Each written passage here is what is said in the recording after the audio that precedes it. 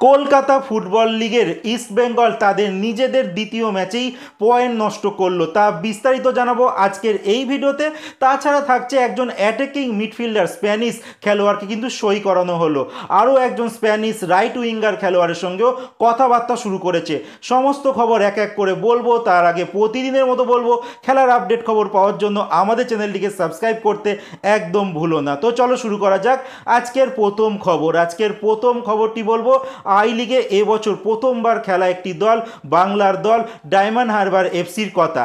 তারা ইতিমধ্যেই ব্রাইট এনোবাকারের মতো বিদেশি খেলোয়াড়কে সই করেছে, ক্লেটন সিলভার মতো বিদেশি খেলোয়াড়কে সই করেছে, এছাড়া অনেক দেশীয় খেলোয়াড়দের তারা সই করেছে। এইবার তারা ইয়াং ট্যালেন্টেড খেলোয়াড় দিকেও নজর দিয়েছে সই করানোর জন্য। আর সেখান থেকে সাউথের একটি ক্লাব আছে তিরুর স্পোর্টস একাডেমি, সেখান থেকে 23 বছর বয়সে একজন রাইট ব্যাক খেলোয়াড় যার নাম আকিব নবাব, তাকে সই করিয়ে নিয়েছে আই লিগের জন্য ডায়মন্ড হারবার এফসি। এবার দেখার পালা এই আকিব নবাব তিনি ডায়মন্ড হারবার এফসি হয়ে আই লিগে কেমন পারফরমেন্স করে।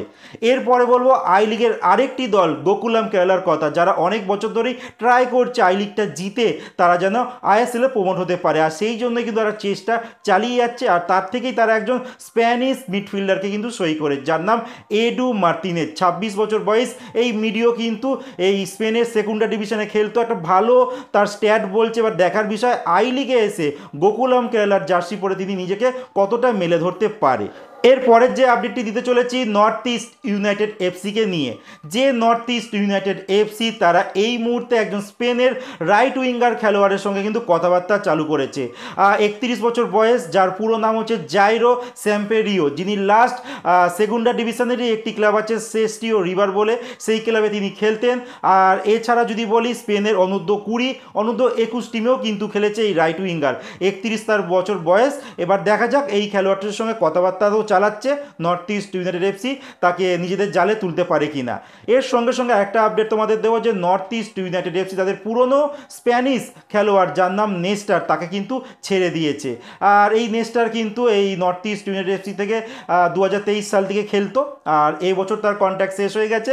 এবার এই খেলোয়াড়টিকে কিন্তু টাটা বাই বাই করে দিয়েছে নর্থ ইস্ট ইউনাইটেড এফসি। এরপরে যেটা বলবো নর্থ ইস্ট ইউনাইটেড এফসি এই স্পেনের একজন খেলোয়াড়ের সঙ্গে কথা বলছে, একজন খেলোয়াড়কে ছেড়ে দিয়েছে, তারপরও কিন্তু স্পেনের একজন অ্যাটাকিং মিডফিল্ডারকে তারা অফিসিয়ালি কিন্তু সাইন করে নিয়ে, যেটা তারা আপডেটে জানিয়ে দিয়েছে।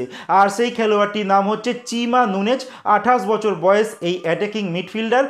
লাস্ট তিনিও কিন্তু সেকেন্ডা ডিভিশনের একটি ক্লাবে খেলতেন।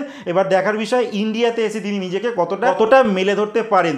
আর তিনি এছাড়া যদি ইউরোপের কথা বলি, সেখানে তিনি ইউরোপা লিগে খেলেছেন, লা লিগার ক্লাবে খেলেছেন। তো এই খেলোয়াড়টির স্ট্যাটও কিন্তু খুব দারুণ। এবার দেখা যাক নর্থ ইস্টে এসে তিনি কেমন খেলে, কারণ নর্থ ইস্টের কিন্তু লাস্ট ইয়ার যা পারফরমেন্স করেছে তারপর থেকে নর্থ ইস্ট কিন্তু ভালো টিম গঠনের জন্য তারা উঠে পড়ে লেগেছে।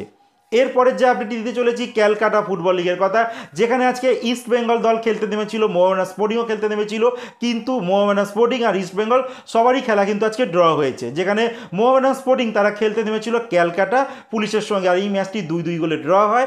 আর উল্টো দিকে ইস্ট বেঙ্গল দল তারা খেলতে নেমেছিল সুরুচি সঙ্গের সঙ্গে, যেখানে প্রথম হাফে একদম শেষ মুহূর্তে ইস্ট বেঙ্গলের খেলোয়াড় গুইতে গোল করে, আর ইস্ট বেঙ্গল 1-0 গোলে এগিয়ে গিয়েছিল। আর দ্বিতীয় হাফে শুরুতেই কিন্তু গোল শোধ করে দেয় সুরুচি সংঘ। তবে একটা সময় সুরুচি সংঘ কিন্তু 10 জনে হয়ে গিয়েছিল, কারণ তাদের একজন খেলোয়াড় ইস্ট বেঙ্গলের একজন খেলোয়াড়কে ফাউল করেছিল বিশ্রীভাবে, রেফারি রেড কার্ড দেয়, যার জন্য কিন্তু তারা 10 জনে হয়ে যায়।